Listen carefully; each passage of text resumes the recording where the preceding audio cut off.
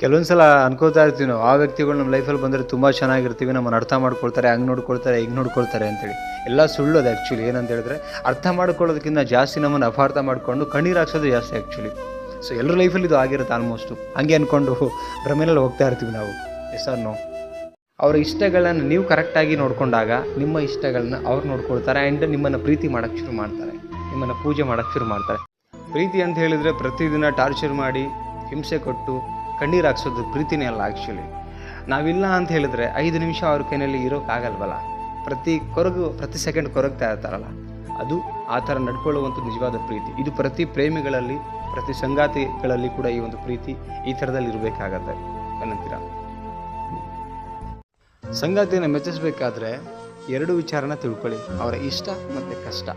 ಈ 2 ವಿಚಾರದಲ್ಲಿ ಅವ್ರಿಗೆ ನೀವು ಕನೆಕ್ಟ್ ಆದರೆ ಅವ್ರು ನಿಮಗೆ ಈಸಿಲಿ ಕನೆಕ್ಟ್ ಆಗಿಬಿಡ್ತಾರೆ. ಇದು ಸಣ್ಣ ವಿಚಾರ ಅನ್ನಿಸ್ಬೋದು, ಬಟ್ ಇದರಲ್ಲೇ ನಿಮ್ಮ ಖುಷಿ, ನಿಮ್ಮ ಸಂಬಂಧದ ಖುಷಿ ಅಡಗಿರುವಂಥದ್ದು. ಯಾವ ವ್ಯಕ್ತಿ ಬಿಟ್ಟು ಹೋಗ್ತಾನೆ ಅಲ್ಲಿ ಅರ್ಥ ಮಾಡ್ಕೊಳ್ಳೋಕೆ ಟ್ರೈ ಮಾಡಿ.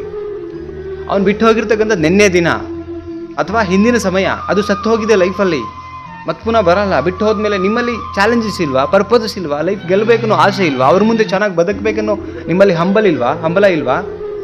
ಸೊ ಇದೆಲ್ಲ ಇಲ್ಲ ಅಂದಮೇಲೆ ಮನುಷ್ಯ ಇದ್ದು ಸತ್ತ ಹಾಗೇನೆ. ಅವ್ರು ಬರೋಕ್ಕಿಂತ ಮುಂಚೆ ಚೆನ್ನಾಗಿದ್ದೀರಿ ಅಂದಮೇಲೆ ಅವ್ರು ಹೋದ್ಮೇಲೆ ಚೆನ್ನಾಗಿರ್ತೀರಿ. ಬಟ್ ಆ ಪೀರಿಯಡ್ ಪ್ರಾಸೆಸ್ ನಿಮ್ಗೆ ತುಂಬ ಕಷ್ಟ ಆಗ್ತಿರುತ್ತೆ. ಆ ನಿಮ್ಮ ಥಾಟ್ ಪ್ರಾಸೆಸ್ಸಿಗೆ ಹಾಕಿ.